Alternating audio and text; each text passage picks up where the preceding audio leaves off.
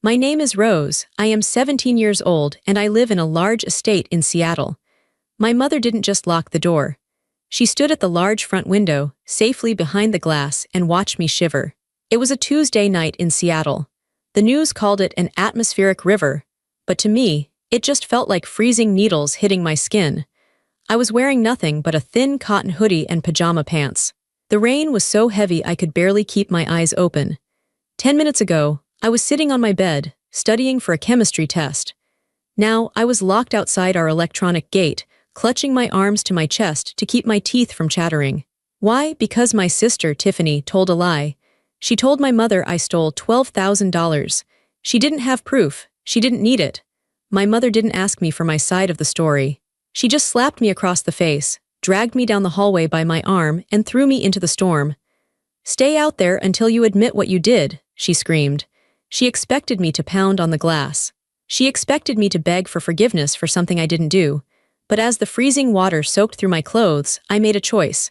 I wasn't going to knock. I wasn't going to cry. I was done being the victim. But before I tell you how everything flipped, like and subscribe, drop a comment. Where are you watching from? My name is Rose. I am 17 years old. To understand why I stood in the rain that night without knocking, you have to understand the life I lived before the storm. You have to understand that the cold outside wasn't new to me. I had been feeling a different kind of cold inside my own house for 17 years. I wasn't the daughter my mother wanted. That was Tiffany. Tiffany was the golden child. In my mother's eyes, Tiffany was the sun, and the rest of us were just planets orbiting around her to keep her warm. Tiffany was 2 years older than me. She was loud, demanding, and beautiful in a way that required constant attention. If Tiffany smiled, the whole house had to celebrate. If Tiffany frowned, someone had to be punished. And that someone was usually me. I was the scapegoat. I was the convenience target. I was the person my family used to dump their anger, their stress, and their mistakes on. It didn't happen all at once. It happened slowly, day by day, until it became the only reality I knew. I remember when I was 10 years old. It was my birthday. My father was away on business, as usual. My mother had ordered a chocolate cake. I was so excited. I sat at the table, wearing my favorite blue dress, waiting to blow out the candles. Tiffany, who was 12 then, walked into the kitchen. She looked at the cake. She looked at me. "I wanted vanilla," she said. She didn't say happy birthday. She just crossed her arms and glared at the cake. "It's Rose's birthday, honey," my mother said softly. "She likes chocolate," Tiffany groaned. "But I hate chocolate. You know I hate chocolate. You got this just to make me sick." She started to cry. It was a fake cry, loud and dry, but it worked. It always worked. My mother's face changed. She looked at me like I had done something wrong. She looked at my birthday cake like it was a mistake. "Rose," my mother said, her voice tight, "why do you have to be so difficult? You know your sister has a sensitive stomach." "But Mom," I said, my voice small, "you asked me what I wanted." "Stop being selfish," my mother snapped. She took the cake away. She actually took my birthday cake off the table before I could blow out the candles. "We are going to get ice cream instead. Vanilla ice cream, for Tiffany." I spent my 10th birthday watching my sister eat a giant bowl of vanilla ice cream while I sat with nothing, feeling a lump in my throat so big I couldn't swallow. I learned a lesson that day. My happiness was less important than Tiffany's mild annoyance. This dynamic got worse as we got older. There was the incident with the crystal vase. I was 12. Tiffany was 14.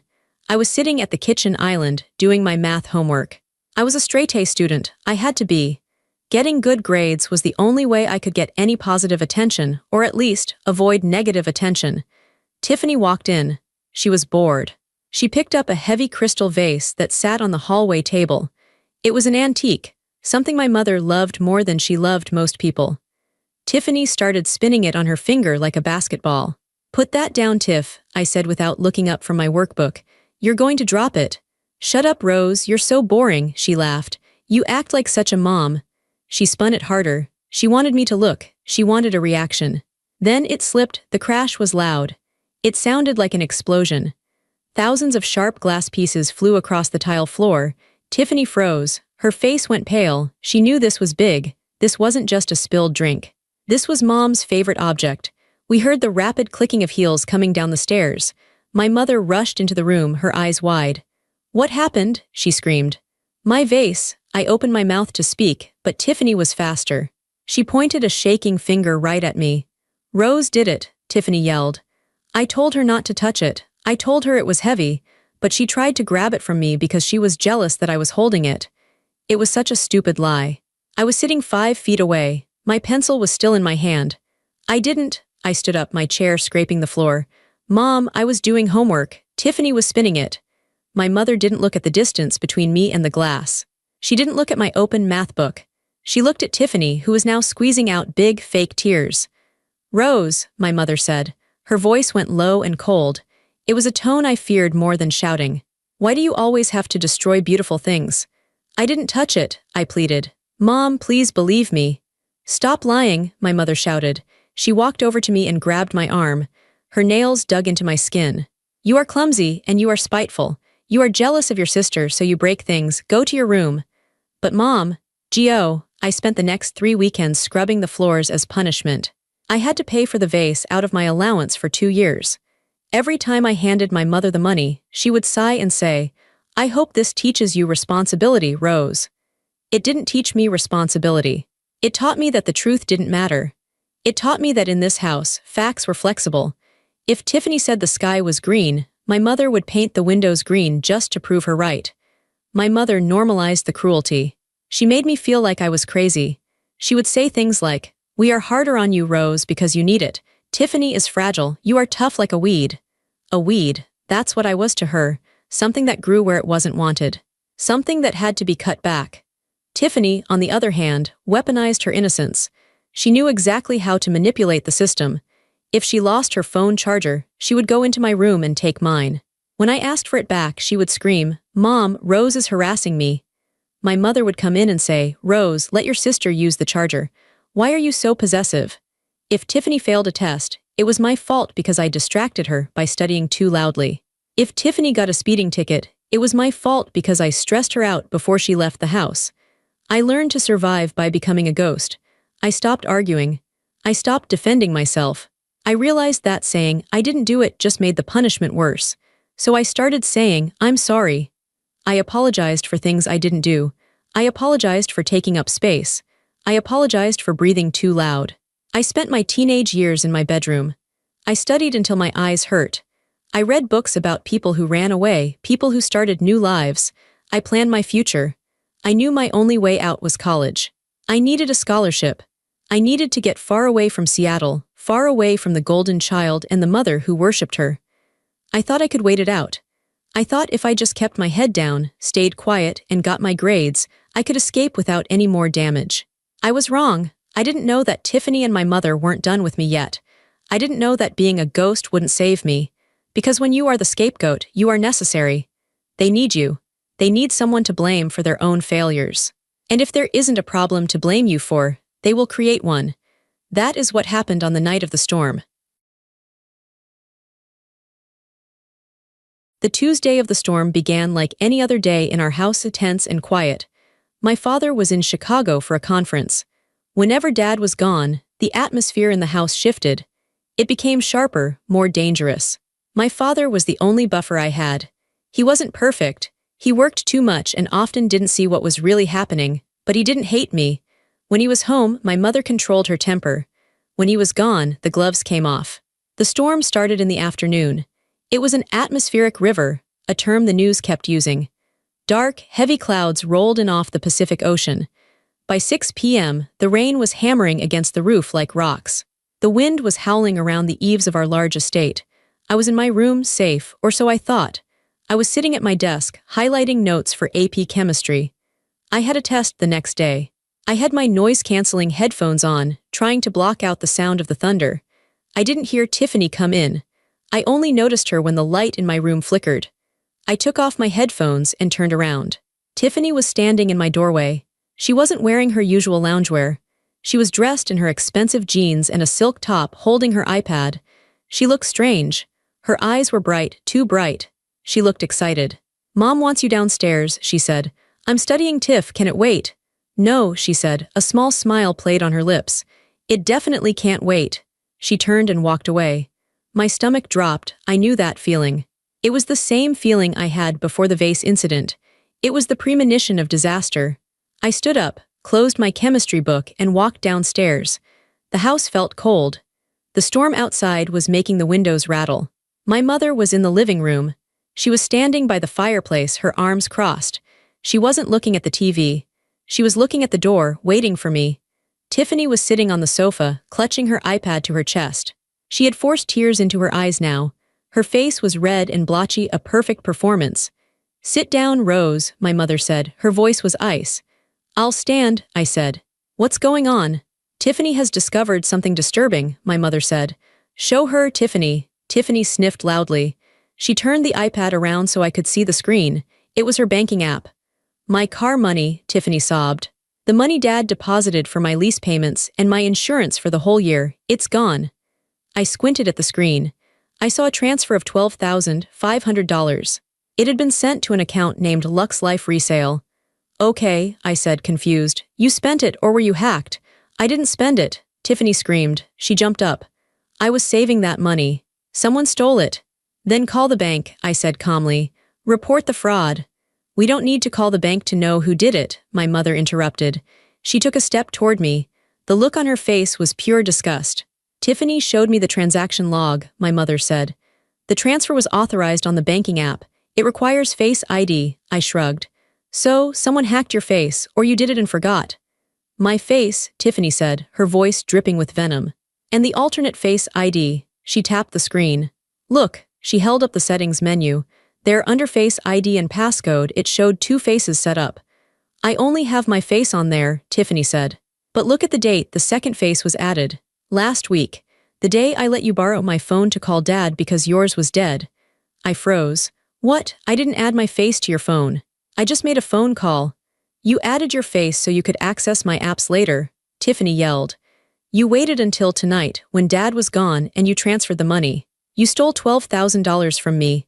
"That is insane," I shouted. I looked at my mother. "Mom, you can't believe this. Why would I steal her money? Where would I put it? Check my bank account. I have $300 from babysitting." "That's it? You sent it to a resale site," my mother said. "Probably to buy designer bags or credit for yourself. You've always been jealous of Tiffany's things." "I don't care about her things." I felt tears pricking my eyes, not from sadness but from frustration.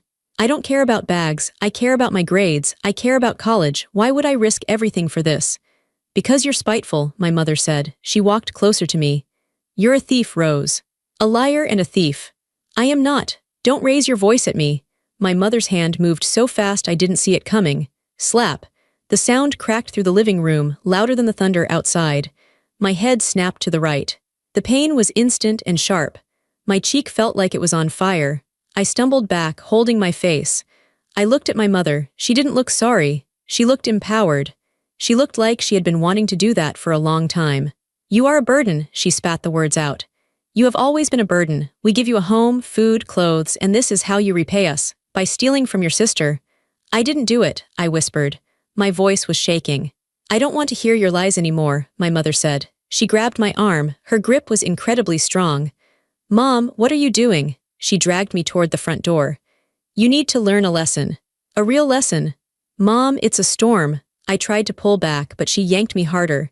"It's freezing outside. I'm only wearing a hoodie." "You should have thought of that before you became a criminal," she said. Tiffany was watching from the couch. She wasn't crying anymore. She was watching with a look of pure satisfaction.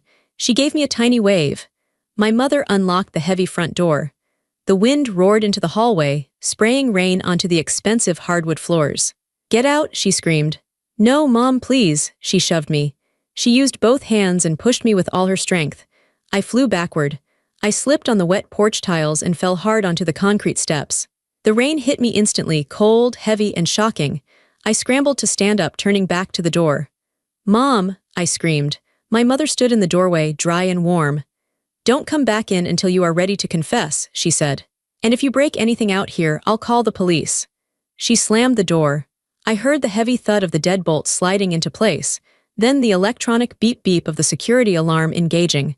I stood there, stunned. The rain soaked my hair in seconds. My thin pajama pants stuck to my legs. The wind cut through my hoodie like it wasn't even there. I was locked out. I walked up to the glass panel beside the door. I could see into the living room. My mother was walking back to the couch. She picked up her wine glass. She took a sip. She said something to Tiffany, and Tiffany laughed. They weren't worried. They weren't checking the window. They were celebrating. I stood in the storm, shivering, and for the first time in my life, I realized the truth. This wasn't a punishment. This was an eviction. They had thrown me away like trash. And as the cold water ran down my back, I knew one thing. I was never going to let them do this to me again. The cold hit me instantly. It wasn't just cold, it was a physical shock. The water was freezing, barely above snow temperature. Within seconds, my thin hoodie was soaked through. My pajama pants clung to my legs. I stood up, shivering violently. The wind was so strong it almost knocked me over again. My first instinct was to pound on the door, to scream, to beg, "Please, Mom, let me in. I'll say whatever you want. I'll say I stole it.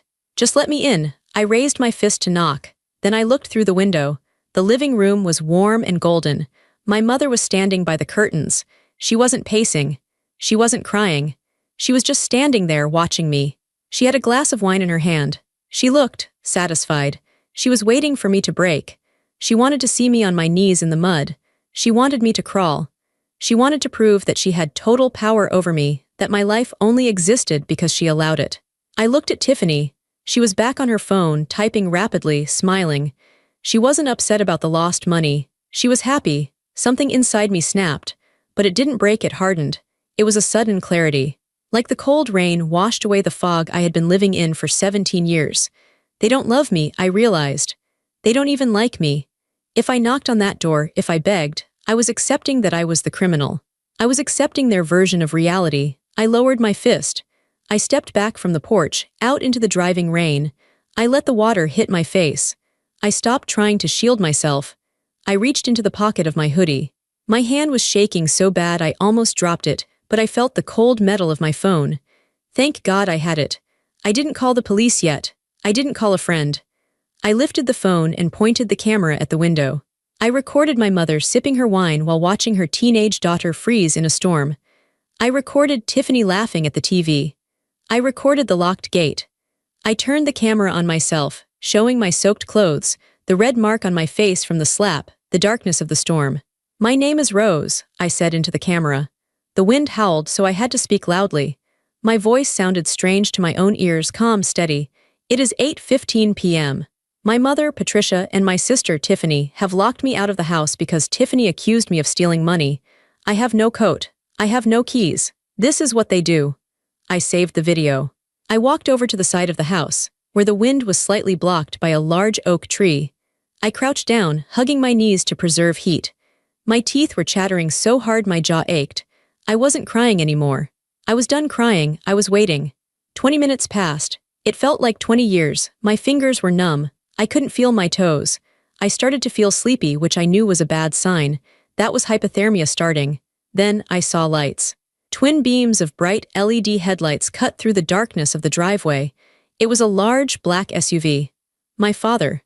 He wasn't supposed to be home until Friday. He must have come back early because of the storm warning, or maybe he just knew. The car pulled up to the main electronic gate at the bottom of the driveway. The gate was locked. Usually, he would punch in the code or use his remote. But through the rain, he must have seen something. The porch light was on. He could see the figure huddled under the tree. He could see me. He didn't wait for the gate to open. I heard the engine roar. He didn't use the code. He swerved the massive SUV off the driveway, driving straight onto the manicured front lawn. Mud flew everywhere. He drove right through my mother's prize-winning rose bushes, crushing the wooden trellis. He didn't care. He drove the car right up to the front porch, tires tearing up the grass, and slammed on the brakes. The driver's door flew open. My dad jumped out. He wasn't wearing a raincoat. He was in his business suit. He ran toward me. "Rose," he screamed. It was a sound of pure panic. He reached me and scooped me up off the wet ground. His hands were warm. "Oh my God, Rose, you're freezing." "Dad," I whispered. My voice was gone. He ripped off his suit jacket and wrapped it around me. He pulled me against his chest. He was shaking, but not from the cold. He was shaking with rage. "Who did this?" he asked, though he already knew. "How long have you been out here?"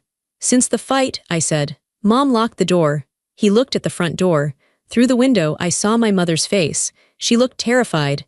She had seen the car drive through the garden. She was unlocking the door now, trying to open it. David, she called out, opening the door. She put on a fake smile, acting confused. David, what are you doing? Why did you drive on the lawn? My father didn't answer her. He kept his arm around me, holding me up because my legs were too weak to walk properly. He guided me up the steps. David, she was having a tantrum, my mother said, stepping back as we approached. She stole money, David. I had to punish her. My father walked past her like she didn't exist. He kicked the door shut behind us with a slam that shook the walls. The warmth of the house hit me, and I started shivering violently as my body tried to warm up. Get towels, my father barked at my mother. But David, get towels, he roared. It was so loud that Tiffany jumped off the couch.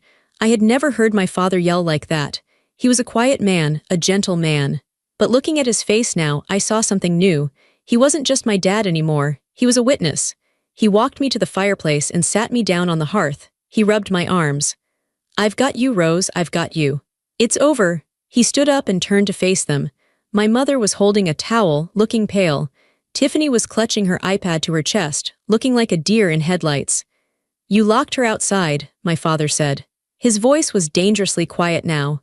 In a storm, in freezing temperatures. She stole $12,000, Tiffany blurted out. She used my phone. My father looked at Tiffany. Then he looked at the iPad in her arms. Give me the iPad, he said. What? No, it's my personal. Give me the iPad. Tiffany hesitated. My father stepped forward and snatched it from her hands. He didn't look at the screen. He walked over to the wall and tapped the control panel for the 80-inch television. He hit screen mirroring. David, stop this, my mother pleaded. You're scaring the girls. You scared one girl tonight, Patricia, he said. And you nearly killed her. He connected the iPad to the TV. The screen lit up for everyone to see. Now, he said, let's see the truth. The living room felt like a courtroom. The only sound was the rain hammering against the dark windows and the soft hum of the massive 80-inch television as it connected to the iPad. I sat on the hearth, wrapped in the wool blankets. My shivering had stopped, replaced by a dull ache in my bones, but my mind was sharp. I watched my father. I had never seen him like this. He was usually the peacemaker, the one who tried to smooth things over. But tonight he wasn't smoothing anything. He was tearing it all down. My mother, Patricia, stood near the kitchen island. Her face was pale. She was wringing her hands, a nervous habit she only showed when she lost control of a situation. Tiffany stood next to her, looking small and terrified. She kept glancing at the front door, as if she wanted to run into the rain herself. David, please, my mother said again, her voice tight. You're overreacting. It was a misunderstanding. Rose was being difficult, and Tiffany was upset about the money. Quiet, my father said. He didn't shout it. He just said it with such finality that my mother's mouth snapped shut. The TV screen flickered from black to the home screen of Tiffany's iPad. We saw her background photo, a selfie of her and Mom at a spa day, both smiling, wearing matching robes. I wasn't in the picture. I was never in the pictures. My father tapped the banking app icon. Because the iPad was already unlocked by Tiffany's face before he took it, the app opened right up. Okay, my father said, narrating what he was doing. Here is the transaction log. He tapped the transfer of $12,500. Sent to Lux Life Resale, he read aloud. Authorized today at 4:30 p.m. He tapped on the transaction details. Device ID. iPhone 14 Pro Max Tiffany's iPhone, he read. Location 1422 Highland Drive, this house. See, Tiffany squeaked. I told you, Rose used my phone. She did it while I was in the bathroom. My father didn't look at her. He just swiped up and opened the Safari browser. If someone stole money to buy something, my father said, they usually leave a digital trail. Let's look at the history. He tapped the book icon. He tapped history. It was empty. Cleared, my father said. Smart, but not smart enough. He opened the email app. He went to the sent folder. It was also empty. He went to the trash folder, also empty. She deleted everything, Tiffany yelled. Rose is obsessed with computers. She knows how to hide her tracks. My father paused. He looked at Tiffany. You're right, Tiff. Rose is good with computers. But you aren't. He closed the email app and opened the Messages app. Rose didn't have your passcode for your texts, did she? He asked. No, Tiffany said quickly. Of course not. And Rose didn't have her own phone, right? Because she was grounded from electronics last week. Right, my mother added, trying to help. Rose hasn't had access to a phone. So, my father said, his voice deadly calm. If there are texts sent from this device from your account during the time Rose was studying, that would be interesting. He scrolled down to a group chat named the A-List.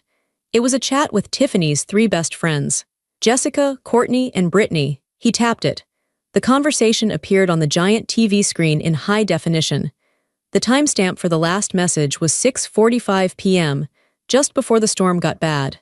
Just before I was dragged outside, my father began to read the text aloud. His voice was flat, devoid of emotion, which made it sound even more terrifying. Tiffany, OMG guys, I did it. The plan worked perfectly. Jessica. No way did she buy it? Tiffany. She totally bought it. I transferred the cash to my secret account and blamed it on the freak. Mom is losing her mind right now. She's screaming at Rose in the kitchen. Courtney, you are a genius. Did you get the bag? Tiffany. Yes, Chanel classic flap, black caviar leather. It's being delivered to your house, Courtney. Do not let your mom see it. Courtney, got it. I'll hide it in my closet until you can pick it up. Tiffany. It's hilarious. Mom just slapped her. I think she's going to kick her out. Bye-bye, Rose. Enjoy the rain, loser. My father stopped reading. The silence in the room was heavy. It felt like the air had been sucked out. I stared at the screen. I saw the words bye-bye, Rose. I saw the laughing emojis Tiffany had used. She had planned it. She had stolen the money to buy a handbag, a stupid purse, and she had framed me for it. But it wasn't just about the money. The texts proved that she enjoyed it. She enjoyed watching me get slapped. She enjoyed watching me get thrown into the storm. It was entertainment for her. I looked at my mother. Patricia was staring at the TV screen. Her mouth was slightly open. Her face had gone from pale to a sickly shade of gray. She read the words, Mom is losing her mind right now. She totally bought it. Patricia, my father said. He turned to look at her. Did you read that? My mother couldn't speak. She blinked rapidly. She looked at Tiffany. Tiffany, my mother whispered. You said Rose did it. Tiffany was shaking. Tears were streaming down her face now, but they were real tears of fear this time. It was just a joke, Tiffany screamed. I was just joking with my friends. I didn't mean it. You transferred $12,000, my father said. You bought a Chanel bag. And you let your mother beat your sister and throw her into a storm. I didn't think Mom would actually lock her out. Tiffany sobbed. I just wanted Rose to get in trouble. She's always so perfect. She thinks she's so smart. So you almost killed her, my father said. David, stop saying that, my mother snapped. She was trying to regain control. She walked over to Tiffany and put a hand on her shoulder. She didn't kill anyone. It was a prank that went too far. Tiffany is just a child. She made a mistake. A mistake, my father laughed. It was a harsh, barking sound. A mistake is spilling milk, Patricia. A mistake is forgetting to take out the trash. This was calculated. This was malicious. And you, he pointed a finger at my mother. You fell for it. You were so eager to believe the worst about Rose that you didn't even check. You didn't look at the phone. You didn't ask a single question. You just hit her. I was stressed, my mother defended herself. You know how hard I work to keep this house running. I was upset about the money. You locked her outside, my father repeated. You watched her freezing through the window and you drank wine. I was teaching her a lesson. You were torturing her, my father said. He turned back to the screen. But we aren't done, he said. Because when I was looking for the email receipt for the bag, I saw something else in the recently deleted folder. He tapped the mail icon again. He opened the folder marked trash. He scrolled past the order confirmation for Lux Life resale. He scrolled past the shipping notification for the Chanel bag. He stopped at an email dated yesterday. What is this? My father asked. The subject line read, Urgent, Scholarship Acceptance, Rose Miller. My heart stopped. I sat up straight on the hearth, ignoring the pain in my cold limbs. Scholarship, I whispered. I had applied for the National STEM Initiative Summer Program. It was a full-ride scholarship to a pre-med program at Stanford. It was my dream. It was my ticket out of this house. I had been checking my email every day for weeks, but I never saw a response. I thought I had been rejected. My father tapped the email. It opened on the screen. Dear Rose, we are thrilled to inform you that you have been accepted into the National STEM Initiative with a full merit scholarship. I got in, I breathed. I felt a tear roll down my cheek. I actually got in. Yes, you did, my father said softly, but you never saw this email, did you? No, I said. I checked my inbox every day. It wasn't there. Because someone deleted it, my father said. He swiped to the next email in the trash folder. It was a sent email. It was sent from my email account, but I hadn't written it. To National STEM Initiative from Rose Miller. Subject: Ray, scholarship acceptance. Thank you for the offer. However, I have decided to decline the scholarship. I will not be attending. Please remove me from your list. I have other plans for my summer.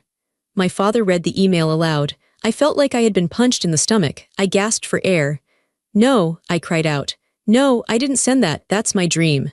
Why would I decline it? My father looked at Tiffany. Tiffany wasn't crying anymore. She was looking at the floor, biting her lip. You knew Rose's password, my father said to Tiffany. Because you used her laptop last week when yours was updating. She leaves it logged in, Tiffany shouted. It's her fault for not having better security. You declined her scholarship, my father said. His voice broke. He sounded like he was in physical pain. You tried to erase her future. She thinks she's better than me, Tiffany screamed. She stomped her foot. She's always talking about Stanford. She's always talking about becoming a doctor. She thinks she's so special just because she's smart. I didn't want her to go. If she goes to Stanford, everyone will talk about her. What about me? So you sabotaged her, my father said. I just wanted her to stay here, Tiffany yelled. I wanted her to stay here and be miserable like the rest of us. My mother stood there silent. She looked at the email on the screen. She looked at the scholarship offer. I didn't know, my mother whispered. I didn't know about the scholarship. Would it have mattered? My father asked her. If you knew she had a full ride to Stanford, would you have been happy for her? Or would you have been jealous that your golden child is failing algebra while Rose is getting into Ivy League programs? My mother didn't answer. Her silence was the answer. My father turned off the TV. The screen went black, but the truth was still hanging in the room, bright and burning. He walked over to me. He sat down on the hearth next to me and put his arm around my shoulders. He squeezed me tight. I will fix this, he told me. I will call the program director personally. I will explain everything. You are going to that program, Rose, I promise you. I leaned my head on his wet shoulder. Thank you, Dad. He stood up again. He looked at his watch. Now, he said, it's time to deal with the rest of this. He pulled his phone out of his pocket. He dialed 3 numbers, 9-1-1. David, my mother screamed. What are you doing? I'm reporting a crime, he said calmly. You can't call the police on your own family. Watch me, he said. He put the phone to his ear. Yes, this is David Miller at 1422 Highland Drive. I need a sheriff immediately. I have a domestic situation. Yes, assault and grand larceny. He looked my mother dead in the eye as he spoke. And child endangerment. The wait for the sheriff was agonizing, but it was also the first time in my life I felt truly vindicated. My mother tried to argue. She tried to cry. She tried to bargain. David, hang up the phone, she had pleaded. We can handle this internally. We can send Tiffany to counseling. I'll apologize to Rose. Look, I'm sorry, Rose. I'm sorry I locked you out. I sat wrapped in my blankets, drinking a glass of water my father had fetched for me. I looked at my mother. Her apology felt like wet paper, flimsy and useless. You're only sorry because you got caught, I said quietly. That's not true, she insisted. I love you, Rose. No, you don't, I said. It wasn't an accusation, it was just a fact. You love Tiffany, you tolerate me, and tonight you didn't even tolerate me, you wanted to hurt me. I was teaching you. Stop, my father said. He was standing by the window, watching for the police lights. Don't say another word to her, Patricia, you've said enough. Tiffany was sitting on the stairs, sobbing into her hands. But even now, her sobs sounded selfish. She wasn't crying because she hurt me. She was crying because she was scared of what was going to happen to her. She was mourning her reputation, not our relationship. When the blue and red lights finally flashed through the front window, cutting through the rain, the reality of the situation settled over the house. My father opened the door. Sheriff Miller, no relation to us, walked in. He was a big man, wearing a wet raincoat and a wide-brimmed hat. He shook off the rain and looked around the room. David, the sheriff nodded. They knew each other from the Rotary Club. What's going on? Dispatch said assault. Yes, my father said. This is my daughter, Rose. He pointed to me. I was still looking rough, wet hair matting to my forehead, face pale, wrapped in blankets. She was locked outside in the storm for nearly an hour, my father said, by her mother and her sister. The sheriff looked at me, his eyes softened. Are you okay, miss? I'm cold, I said. But I'm okay. She was locked out, the sheriff repeated, looking at my mother. In this weather. It was a disciplinary measure, my mother said, stepping forward. She put on her lady of the manor voice. Sheriff, my daughter stole a large sum of money. I removed her from the house to protect the other occupants until she calmed down. That is a lie, my father said. We have evidence that the theft was fabricated by my other daughter, Tiffany, to frame Rose. And even if Rose had stolen money, throwing a minor out into a storm with no coat is not discipline. It's abuse. My father picked up the iPad. He showed the sheriff the screenshots he had taken of the group chat. He showed him the transaction logs. The sheriff read them, he frowned, he looked at Tiffany. You're Tiffany, he asked. Tiffany nodded, sniffling. Did you send these texts? I was joking, she whispered. Falsely reporting a crime is not a joke, the sheriff said sternly. Theft is not a joke. Then my father spoke up again. There's something else, Sheriff. Something that isn't a crime in the penal code maybe, but it shows the intent. My father pulled up the screenshot of the deleted scholarship email. Rose won a full scholarship to Stanford, my father said. His voice was thick with emotion. Tiffany hacked into her account and declined it. She tried to ruin Rose's entire future just out of spite. The sheriff looked at the email. He looked at the rejection response sent from my account. He shook his head in disbelief. That's cold, he muttered. That is truly cold. He turned to my mother. And you, ma'am. You participated in this. I didn't know about the email, my mother cried. I just thought she stole the money. I have a right to discipline my child in my own house. Actually, my father interrupted. You don't. My father walked over to the side table where the mail was kept. He opened a drawer and pulled out a thick leather folder. I recognized it. It was the family trust document. This house, my father said, holding up the folder, is held in a trust. My parents built this estate. When they passed, they left it to me, and eventually to my children. He opened the document to a flagged page. Patricia, you are a beneficiary of the trust by marriage, my father said. But do you remember the safety and conduct clause my father insisted on? My mother went white. She knew it. She had signed it 20 years ago, probably thinking it would never matter. David, don't, she whispered.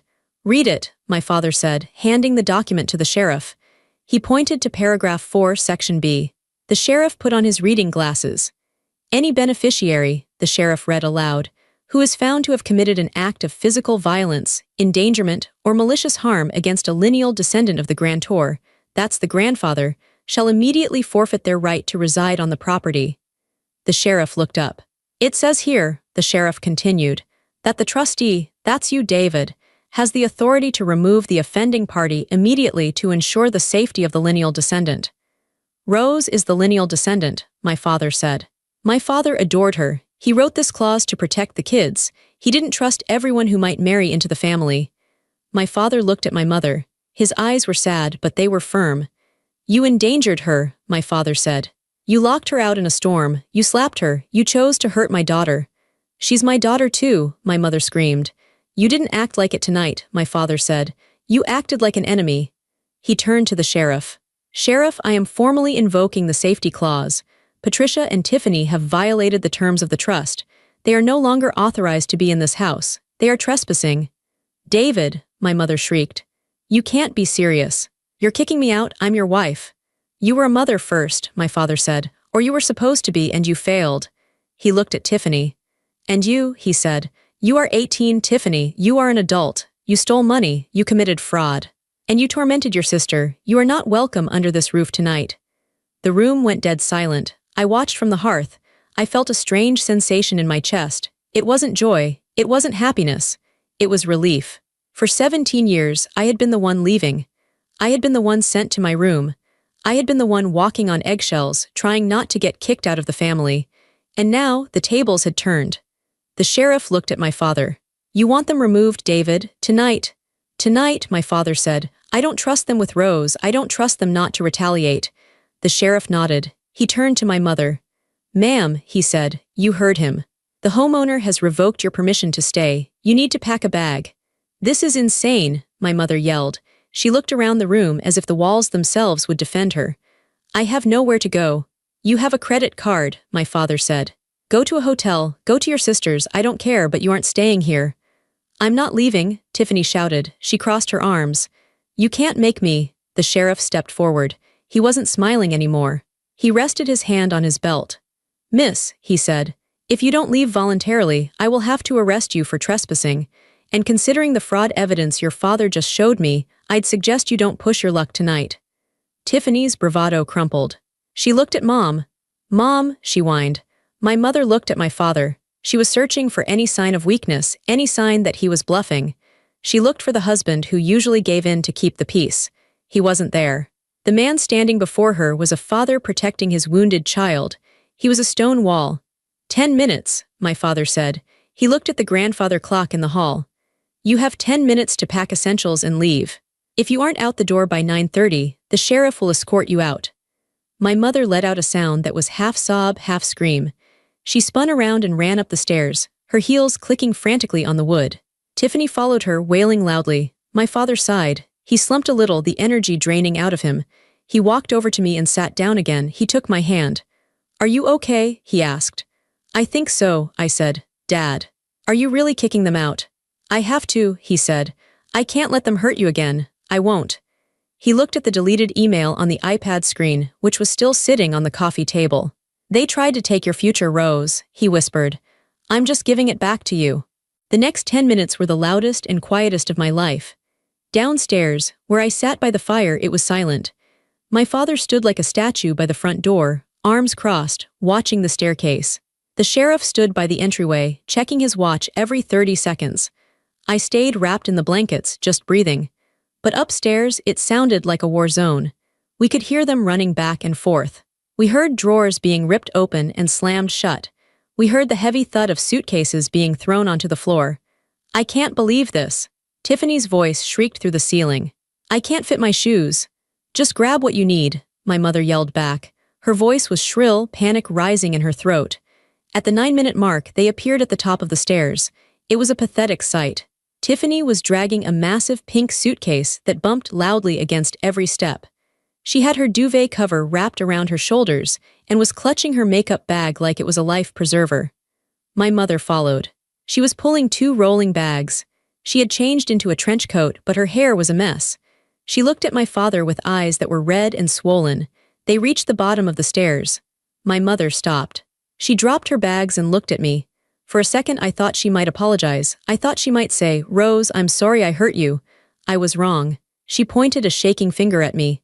"Are you happy?" she hissed. "You destroyed this family tonight, Rose. You and your jealousy. I hope you're proud of yourself." I looked at her. I didn't flinch. I didn't cry. "I didn't destroy the family, Mom," I said. My voice was raspy but steady. "I just told the truth." "Let's go," the sheriff said. He stepped forward, his hand resting on the door handle. "Time is up, ladies." "David," my mother turned to my father one last time. She reached out for his hand. "David, honey, please, it's pouring rain. Where will we go?" My father didn't take her hand. He stepped back. "You have the platinum card," he said coldly. "The Four Seasons is 20 minutes away. They have valet parking. You won't get wet for long." "You are a monster," she spat at him. "No," my father said. "I'm a father, and tonight I finally acted like one." The sheriff opened the heavy front door. The sound of the storm rushed back into the house. The wind howled. The rain was coming down in sheets, sideways and gray. Tiffany looked at the open door. She looked at the dark driveway. "It's cold," she whined. "I don't want to go out there." "Now you know how Rose felt," my father said. He didn't shove them. He didn't drag them. He just stood there and waited. Reluctantly, slowly, they walked out. Tiffany struggled with her suitcase, cursing as the wheels got stuck on the doorframe. My mother grabbed her arm and pulled her. They stepped onto the wet porch. The wind hit them immediately. I saw my mother's expensive coat whip around her legs. I saw Tiffany's hair instantly flatten against her head. They walked down the steps, heads bent against the gale, dragging their luggage through the puddles. They looked small. They looked miserable. They looked exactly like they had made me look an hour ago. The sheriff tipped his hat to my father. "I'll make sure they get off the property safely, David. Call me if they come back." "Thank you, Sheriff," my father said. The sheriff walked out and closed the door. My father locked the deadbolt. Click. Then he punched in the security code on the keypad. Beep, beep, beep. Armed. He didn't move for a long time. He stood there with his hand on the door, his forehead resting against the wood. I could see his shoulders rising and falling. He was taking deep, heavy breaths. The house was suddenly very quiet. The chaotic energy, the screaming, the accusations, the tension that had filled every corner for years was gone. It had been sucked out the door along with them. All that was left was the soft hiss of the gas fire and the distant drumming of the rain.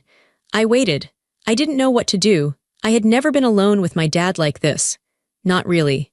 My mother had always been there, hovering, translating, interfering. Finally, my father turned around. He looked 10 years older than he had this morning. His eyes were tired, deep lines etched around his mouth. He walked over to the fireplace and sat down on the coffee table, facing me. He didn't say anything at first. He just looked at me. He looked at my wet hair, my pale face, the blankets wrapped around me. Then he started to cry. It wasn't a loud cry, it was silent. Tears just spilled out of his eyes and ran down his cheeks. "I'm sorry," he whispered. "It's okay, Dad," I said. "You came back, you saved me." "No," he shook his head. "It's not okay. I should have seen it sooner, I let it happen. I was always working, always traveling, I thought if I just provided the money, everything would be fine. I thought your mother was just strict." He wiped his eyes with the back of his hand. "I didn't know she was cruel," he said. "I didn't know she hated you." "She loves Tiffany," I said. It was the only way I could explain it. "Tiffany is like her, I'm not."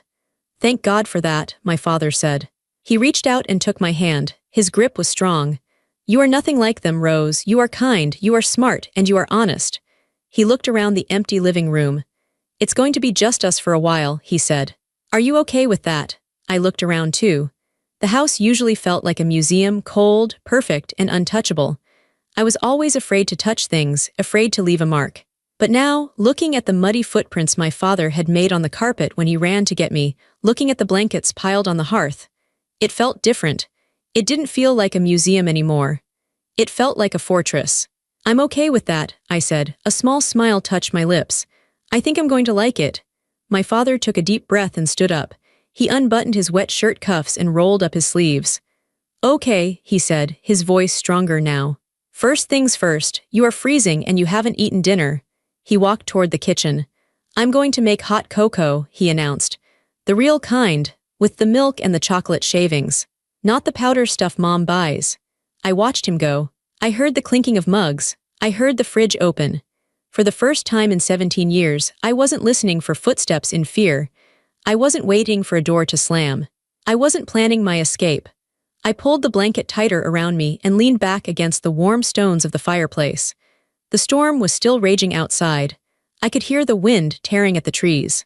But inside, for the first time in my life, the air was still. I was safe. My father returned from the kitchen carrying 2 steaming mugs. He handed one to me. "Careful," he said softly. "It's hot." I took a sip. It was rich, sweet, and made with real milk, just like he promised. It tasted like a memory I had almost forgotten. A memory of a time before Tiffany became the princess, and I became the servant. We sat there for a long time, watching the gas flames dance in the fireplace. The storm outside was finally starting to lose its strength. The wind was dying down. The rain was turning into a gentle drizzle. "I called the hotel," my father said, breaking the silence. "They checked in. They are safe." "Good," I said. And I meant it. I didn't want them to be hurt. I just wanted them to be gone. "I'm filing for divorce on Monday," he added. He looked into his mug. "And I'm changing the trust, this house. It's going to be different from now on." The next morning the sun came out. It was a bright, crisp Seattle morning. The air smelled clean. I walked outside to the front yard. The landscaping was a mess. There were deep tire tracks in the mud, and my mother's prize roses were flattened where the SUV had driven through them. But I didn't care about the roses. I looked at the gate. It was open. My father came out onto the porch, holding his phone. He was smiling. "I just got off the phone with the director of the STEM initiative," he said. My heart hammered in my chest. "And I explained everything," he said. "I sent them the police report number regarding the fraud. They were horrified. They reinstated your acceptance immediately, Rose. You're going to Stanford this summer." I let out a breath I felt like I had been holding for years. I ran to him and hugged him. "Thank you," I whispered. "Thank you." The next few months were quiet. My mother and Tiffany tried to call, of course. They sent texts. They sent emails. My mother alternated between begging to come back and threatening to sue. Tiffany tried to guilt-trip me, but I didn't reply. I didn't have to. I realized then that true power isn't about screaming the loudest. It isn't about slapping people or locking them out in the cold. That's just bullying. True power is quiet. True power is knowing who you are and refusing to accept anything less than the truth. I had spent my whole life being the victim, the scapegoat, the one who broke.